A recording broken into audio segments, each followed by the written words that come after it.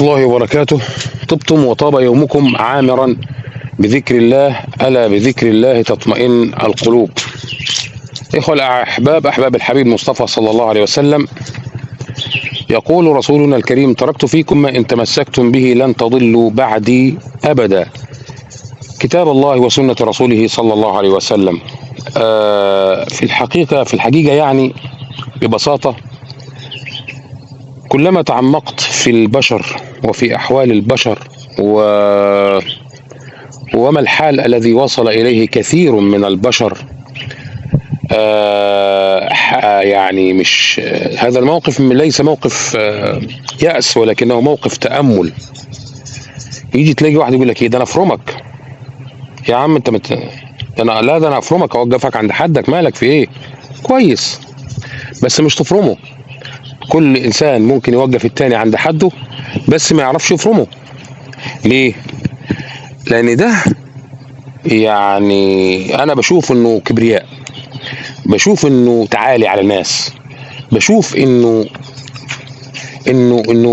شيء فعلا محزن، وشيء يضايق، وشيء يتعب النفس. انا واقف في الوقفه دي بصراحه بتفكرني بايام زمان، ايام الغنم. كنا بنسرح زمان واحنا صغيرين بالغنم، وكان الخير مال الدنيا. الحمد لله في خير ونعم، الحمد لله رب العالمين. كلما تأملت في أحوال البشر، كلما وجدت نفوس مريضة جدا. أي والله، نفوس ممكن تطلعك عن شعورك في وقت من الأوقات، ممكن تخليك تستفز، ممكن تخليك تعمل أشياء دي هي مش من طبعك أصلا، يعني هي مش في طبعك، مش موجودة في طبعك يعني أصلا. سبحان الله. ربنا سبحانه وتعالى لما بيقول: إنك في سورة القلم نون والقلم وما يسطرون ما أنت بنعمة ربك بمجنون وإن لك لأجرا غير ممنون وإنك لعلى خلق عظيم. نسأل الله العظيم رب العرش الكريم أن يخلقنا بخلق المصطفى صلى الله عليه وسلم.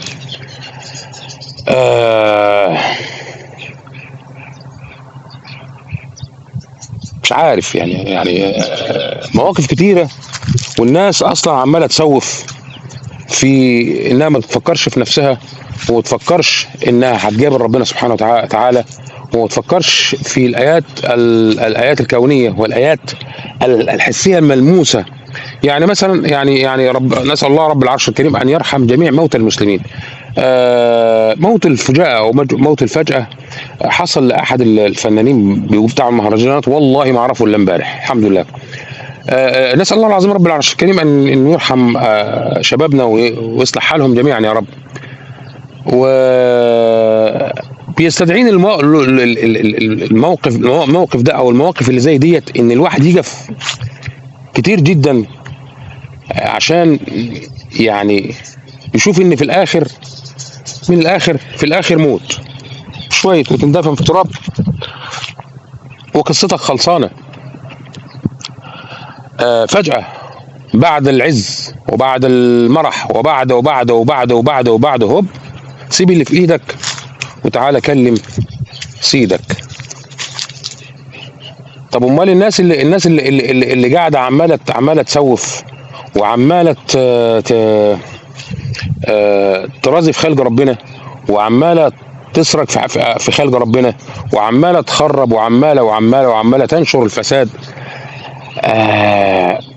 هو انت مش فاكر نفسك انك انت ممكن فجأة هوب تتلقط ولا ايه؟ ام حسبتم انما خلقناكم عبثا وانكم الينا لا ترجعون؟ ازاي؟ كتير من الناس يا جماعة، كتير من الناس دايما يقول ايه: والله الكلام ده طالع مني وليا، الكلام ده طالع مني وليا، يعني طالع مني انا وليا، والله ما اقصد به لا فرد ولا مجموعة ولا كان ولكن اقصد بغية ربنا سبحانه وتعالى. انت مستني ايه؟ مستني ايه حضرتك؟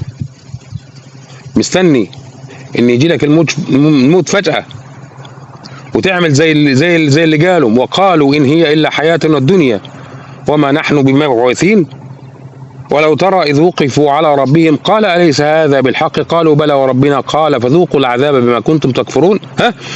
قد خسر الذين كذبوا بلقاء الله حتى إذا جاءتهم الساعة بغتة قالوا يا حسرتنا على ما فرطنا فيها وهم يحملون أوزارهم على ظهورهم ألا ساء ما يزرون.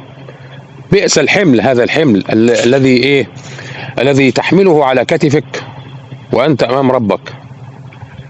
أنت فين لما ربنا سبحانه وتعالى، يعني أنت مش متخيل، عايزك تتأمل كده، أنت تتخيل إن ربنا سبحانه وتعالى ممكن ساعة ما يوقفك في الحساب وينظر إليك نظرة غضب يتساقط منها لحم وجهك.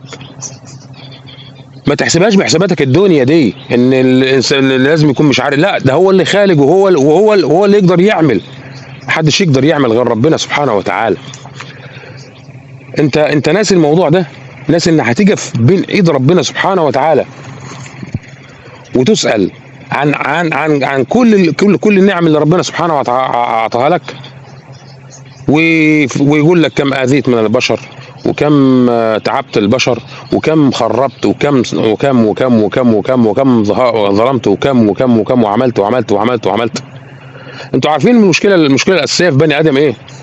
المشكله الاساسيه في بني ادم انه تساله تقول له هو عارف ان في حياه، عارف ان في حياه اخرى، وعارف ان فيه موت، وعارف ان فيه حساب، وعارف ان فيه برزخ، وعارف وعنده يقين بكل الاشياء ديت، يقين، بس يقين غير مقترن بعمل. بمعنى كل البشر حاطين في دماغهم ان هو هيموت، هيموت، كله هيموت وكل نفس ذائقة الموت، ولكن الكل حاطط في دماغه ان هو هيكون اخر واحد يموت.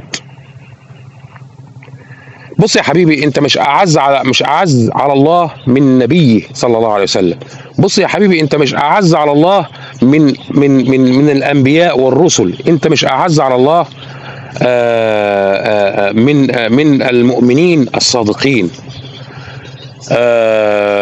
كله بيموت وكله هيموت. أم حسبتم أنما خلقناكم عبثا وأنكم إلينا لا ترجعون. فكر كده في نفسك، يا اللي بتعصي ربنا، يا اللي بتعصي ربنا، ويا اللي بتبيع مخدرات، ويا اللي معاقر للزنا، ويا اللي بتسرق بتخطي البيوت وتسرق املاك الناس زي المزارع وزي تخريب السكك الحديد وزي. فكر كويس جدا. انت بتستخبى وانت رايح بتستخبى من البشر وعمال تبص شمال. طب ما تبص فوق كده، شوف مين شايفك فوق، شوف مين يا حبيبي شايفك فوق. سبحان الله. الله سبحانه وتعالى هو الرقيب. هو الرقيب. لما سيدنا عيسى، لما ربنا سبحانه وتعالى قال له ايه؟ وإذ قال الله يا عيسى ابن مريم أأنت قلت للناس اتخذوني وأمي إلهين من دون الله قال سبحانك ما يكون لي أن أقول ما ليس لي بحق إن كنت قلته فقد علمته تعلم ما في نفسي ولا أعلم ما في نفسك إنك أنت علام الغيوب ما قلت لهم إلا ما أمرتني به أن اعبدوا الله ربي وربكم وكنت عليهم رقيبا ما دمت فيهم وكنت عليهم شهيدا ما دمت فيهم فلما توفيتني كنت أنت الرقيب عليهم وأنت على كل شيء شهيد. الله سبحانه وتعالى الله سبحانه وتعالى هو الرقيب والشهيد. هو الرقيب والشهيد. واوعى تفكر ان امهال ربنا ليك ده انك انت واد زي الفل وواد زي العسل ابدا. حتى ان الله يملي للظالم حتى اذا اخذه لم يفلت. ربنا سبحانه وتعالى من صفاته الحلم. لعله يرجع. طب افرض ما رجعتش وجه اجلك، ازاي الحال؟ ازاي صحتك بقى؟ هتعمل ايه يا حبيبي؟ تعمل ايه يا امور؟ سبحان الله.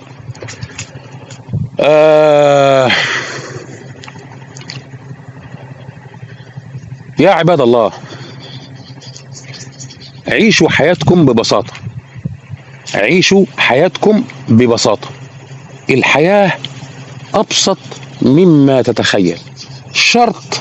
العيشه الهنيه شرط انك تعيش في كنف الله وفي رعايه الله، ولا تجعل للشيطان فرصه انه يتخلل اليك. اي عمل تلاقيه هيوديك للشيطان، او هيخليك تحيد عن قيمك وعن مبادئك. في ثانيه اقطع، في ثانيه اقطع، عشان انت الخاسر الوحيد، وانت المتحمل الوحيد. ما حدش قدام ربنا بيتحمل وزر حد قدام حد. كل اللي بتعمله، ان سنيت سنه حسنه فليك اجرها واجر من عمل بها، وان سنيت سنه سيئه فليك ايه؟ فليك وبالها وسيئاتها وسيئات من عمل بها.